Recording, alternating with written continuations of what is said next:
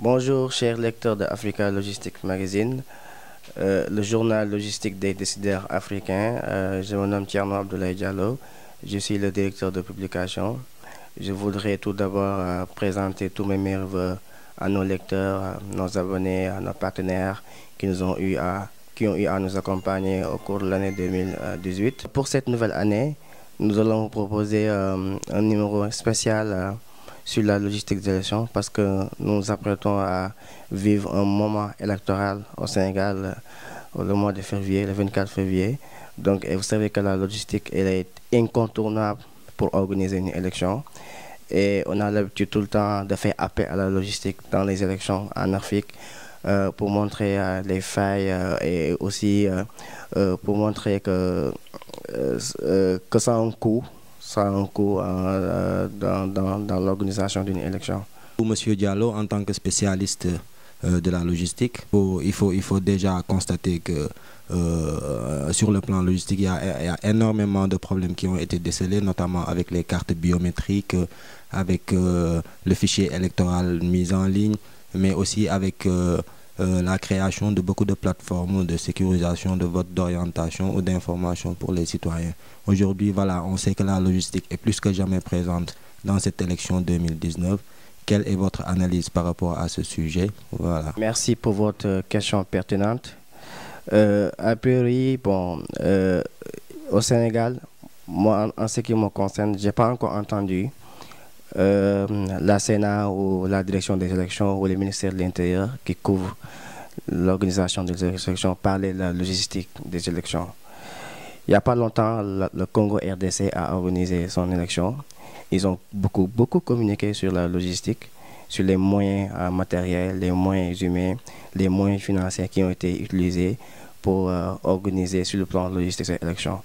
Moi, au Sénégal, ça paraît, on dit qu'on est un pays démocratique, où il y a la liberté de parole, mais je n'ai pas encore entendu jusqu'à présent que le ministre de l'Intérieur ou l'ensemble des directions qui participent à cette élection parlaient de l'organisation logistique de l'élection, c'est-à-dire comment ça passe aujourd'hui, qui est même le fournisseur du matériel, des urnes, le matériel électoral, qui est le fournisseur du papier, qui est le fournisseur des urnes, comment est géré l'entreposage, comment est géré la distribution, qui s'occupe de la distribution, qui s'occupe de la sécurisation du matériel électoral.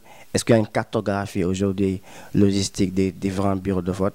Donc, en tout cas, il y a beaucoup de questions l'on peut se poser par rapport à la logistique. Il faudrait aujourd'hui que la Sénat et les autres institutions qui participent à l'organisation puissent nous dire quand même par rapport à la logistique comment ça se passe. Ce n'est pas quelque chose qu'on doit cacher dans un pays démocratique. Si le Congo RDC est capable de communiquer avec le CNI, la CNI, pourquoi pas nous au Sénégal, la Sénat, les ministres de l'Intérieur ne peuvent pas communiquer, en tout cas sur l'ensemble des acteurs qui vont participer à cette élection par rapport à la logistique. D'ailleurs, c'est cette problématique que nous allons développer au cours pour le prochain numéro qui va sortir à la fin du mois de janvier. Donc, on va donner la parole à des spécialistes qui vont écrire déjà sur la logistique des élections au Sénégal, qui vont aussi faire une comparaison avec les autres pays africains. Moi-même, j'ai préparé un édito sur la logistique des élections parce qu'on sait que la plupart du temps, on fait appel à la logistique même pour trouver un prétexte pour dire que oui, on a un retard par rapport au transport des résultats. On a vu avec le Gabon, on a dit que la province où est né le président Ali Bongo, c'est cette province-là qui a retardé au moins la délibération, en tout cas de l'élection présidentielle gabonaise. Et voilà, l'on peut aujourd'hui parler des fraudes par rapport à la logistique. À chaque fois qu'il y a eu des fraudes quelque part, on dit ouais, c'est la logistique qui n'a pas marché. Est-ce que cette logistique est faite de telle sorte pour qu'on puisse l'organiser en respectant les principes démocratiques ou même on l'utilise pour un prétexte pour frauder? Donc voilà, ces questions comme ça qu'on va soulever pour le numéro qui va sortir au mois de juillet, qui sera un numéro spécial, ligne éditoriale spéciale sur la logistique des élections. L'année 2019 commence ALM aussi innove. Nous allons lancer l'abonnement numérique digital, la version digitale du magazine. Et c'est le moment où nos lecteurs qui sont à l'étranger, en France, au Maroc, en Côte d'Ivoire, au Togo, dans la sous-région, de pouvoir s'abonner à ce magazine, à cette version digitale.